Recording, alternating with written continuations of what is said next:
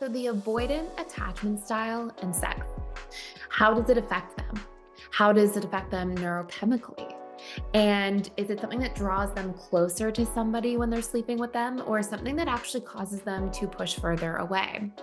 What types of really important things are they actually seeking during sex and connection that may help them lower their guard and be able to explore other pillars of a connection, like the emotional pillar or the romantic pillar? In today's video, we are going to cover all of that, and the answers may really surprise you. So we're going to talk first and foremost about the different manifestations, like the different sort of, there tends to be two polarities of dismissive avoidance and how they tend to respond to sex and intimacy. And then we're going to explore what the different pillars of intimacy actually are.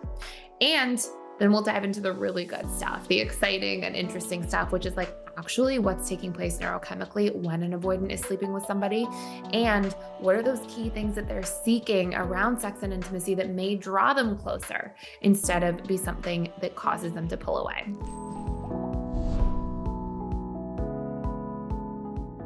So, if this is something that's been on your mind, something you're wondering, these are questions I get all of the time. So I'm excited to sort of answer them and just organize them all here for you today.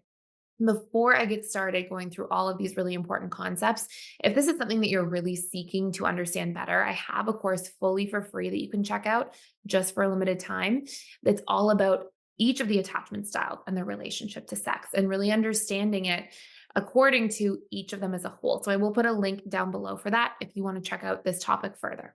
Now, there tends to be two types of avoidant attachment styles. Okay. So we'll tend to see, well, of course, we have the fearful avoidant and dismissive avoidant, but two types of sort of manifestations or patterns that you'll see specific to the true avoidant attachment style, the dismissive avoidant. And you'll see here when it comes to sex and intimacy from these two polarizations of behaviors that occur, you'll see there's one camp essentially of dismissive avoidance who tends to just be really slow to warm up. They may not even consider having sex or being intimate in any kind of sexual way until they feel like they have a connection with somebody, until they feel safe around them or comfortable with them. And so they kind of need this like baseline of safety and comfort in order to explore intimacy. And then we have another camp of avoidance who, are not so slow to warm up when it comes to sex. And they instead use sex as their form of connection because they actually struggle to connect in other ways.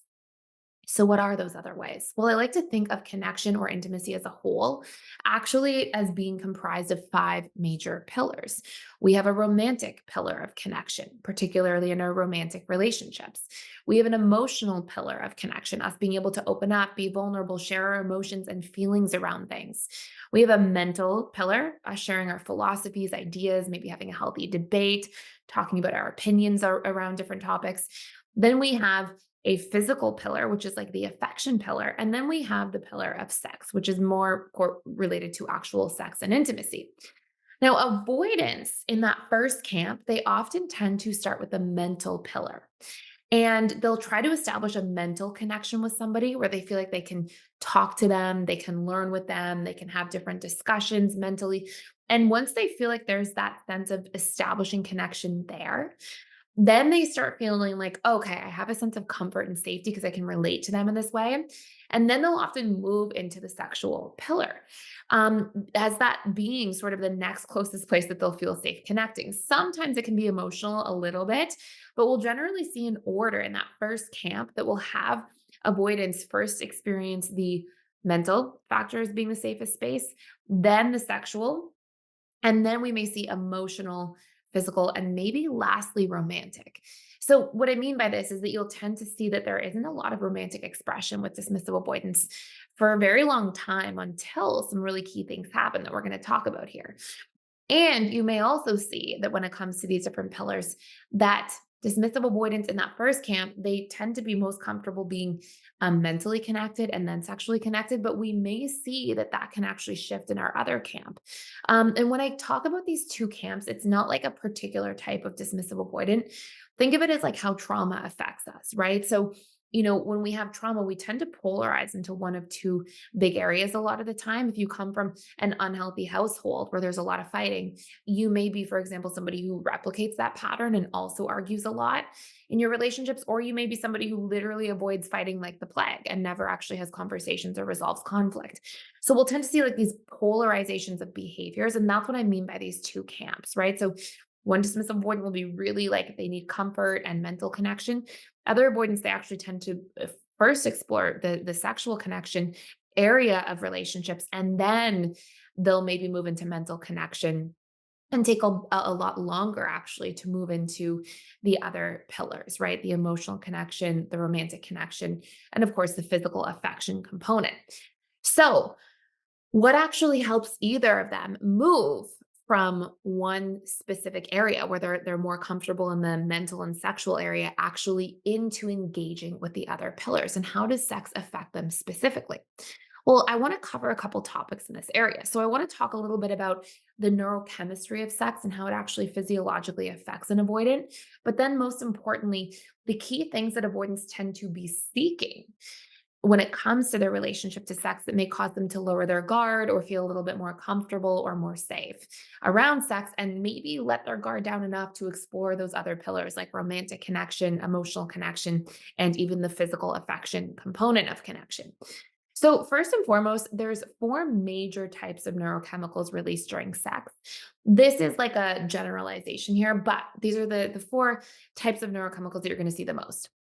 Number one is oxytocin. Oxytocin is traditionally the bonding hormone, and it's released during sex, and particularly during orgasm. So it's associated with feelings of closeness and bonding.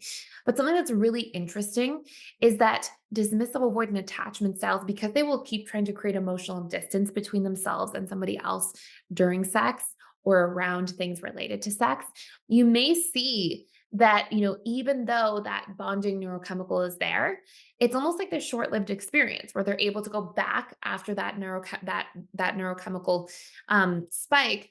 You may actually see that then when that drops back down, they return to the baseline of being avoidant, right? Of being disconnected again in various ways. And again, we're going to talk about how this actually tends to change over time and those key factors that change this in a few moments. Then we'll see dopamine. Of course, dopamine is the pleasure and reward neurochemical. So it's often released during sex, and it's related to feelings of enjoyment or satisfaction. And dopamine can actually reinforce that desire to engage in sex or sexual activity. So you'll see that's sort of its relationship to sex there. Then we'll see two other things, and one of them is endorphins. Endorphins are actually the natural painkillers of our neurochemistry. There's some other components in there, but that can play a crucial role here in terms of neurochemistry around sex. And you'll see that there tends to be feelings of well-being, relaxation when endorphins are released, and it can create a sense of comfort and safety during and after sex, which you're going to hear me talk about in a few minutes. Okay. So earmark that in your mind as to why this is actually particularly important. Then we have vasopressin. Now, this hormone is associated with long term bonding, even more so in males. And it can actually enhance feelings of attachment and protectiveness towards a partner, potentially contributing to a stronger bond, even in those with an avoidant attachment style.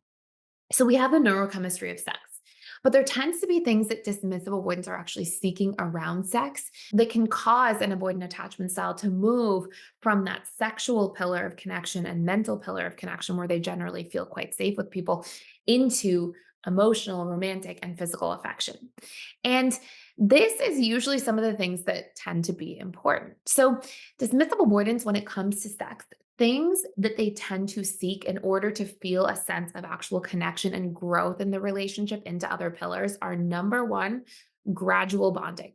So, despite this inclination to maintain distance, avoidant attachment styles, because of the neurochemistry of sex, it will affect them because they are a human being. So, through repeated positive sexual experiences, there tends to be this dynamic of the subconscious getting essentially conditioned, right, with positive emotional associations to the person because we have those neurochemicals that are taking place. And some things that dismissive avoidants are really seeking when it comes to sex and actually being able to explore those other pillars are not just the gradual bonding that's naturally happening with sex, but also a sense of acceptance. When avoidants feel judged or shamed around sex, it will cause them to shut down so much. In fact, they may shut down so much they don't even open back up again. And if they feel criticized in any kind of capacity again, they just will shut down so profoundly that it can kind of be a deal breaker in a relationship a lot of the times. Now, this isn't me saying don't communicate around sex or things like that, because communication is really important, but the delivery is key, right? Delivering your communication in a way that is, from a space of acceptance, from a place of kindness and respect, and making somebody feel like they're important, like they matter to you. So we need this gradual bonding. We need this acceptance piece that's absolutely huge. And we also need to feel like the avoidant has a sense of autonomy in the relationship. If they ever feel forced or pressured into something, again, it's a way that's going to cause them to completely shut down. Now, beyond that, other things they tend to really seek to actually bond with somebody sexually are a sense of being appreciated around sex, like some sort of like appreciation. It doesn't have to be pretending to put your partner on a pedestal or do something inauthentic, but those will be things that cause them to honestly feel safe. And at the deepest level, avoidants are actually really seeking safety, empathy, and this sense of really being able to let their guard down because sex is this comfortable thing.